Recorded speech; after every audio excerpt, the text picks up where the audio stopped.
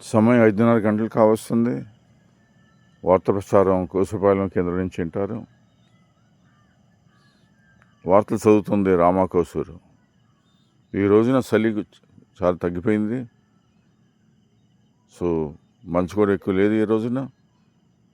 మళ్ళీ కొబ్బరి నూనె కూడా పారాషూట్ నుంచి కూడా తొందరగానే వచ్చేసింది. సో శివరాత్రికి ఇంకా 15 రోజులు ఉంది కాబట్టి సుమారు. సో చలి కూడా చాలా తగ్గిపోయింది. సో ఇది మంచి శుభవార్త రైతులందరికీ. ఏదైతే టమాటా పోతుకు కూసింది కానీ, లేకపోతే మిర్చి కానీ, సో పోతుకి ఎక్కువ దెబ్బతిందో, మంచు వస్తే పోతుకి చాలా దెబ్బగా ఉంటుంది. అందుకే వాళ్ళకి చాలా సంతోషంగా ఆనందంగా ఉంటారు. వాళ్ళు మనకి ఫిబ్రవరి 26, సో 26 రోజున మనకి రిపబ్లిక్ డే కూడా వచ్చింది. సో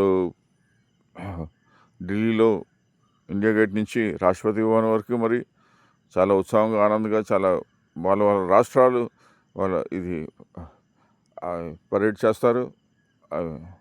సో వాళ్ళ రాష్ట్రాల గురించి చెప్పుకుంటారు. వాళ్ళ సో అందరూ వాళ్ళ టీవీకి అంకితం అయిపోతారు. సో ఈ రోజున ప్రతి వాళ్ళు గమనించిన విషయం ఏంటంటే, ఏ రాష్ట్రం ఎలా అభివృద్ధి చెందుతుందో, ఎవరే ఎంతవరకు ఎలా అభివృద్ధి అయ్యారో, సో వాళ్ళ రాష్ట్రాలు వాళ్ళ కల్చర్ వాళ్ళంతా మనం నేర్చుకోవచ్చు. సో తప్పక నేను కూడా చూస్తాను. సో మోస్ట్లీ ఏదో ఛానల్ లైవ్ చేస్తారు. సో దయచేసి మీరు కూడా చూడండి. సో ముఖ్యంగా పిల్లలు కూడా నేర్చుకోవాల్సింది. ఎవరైతే సోషల్ స్టడీస్లో ఫస్ట్ వస్తారో వాళ్ళకి ఇది చూస్తే వాళ్ళ ఏ రాష్ట్రంలో ఎంత జనాభా ఉంది ఏంటి అసలు వాళ్ళ ప్లాట్ఫామ్లో వాళ్ళ ఇది చెప్తారు.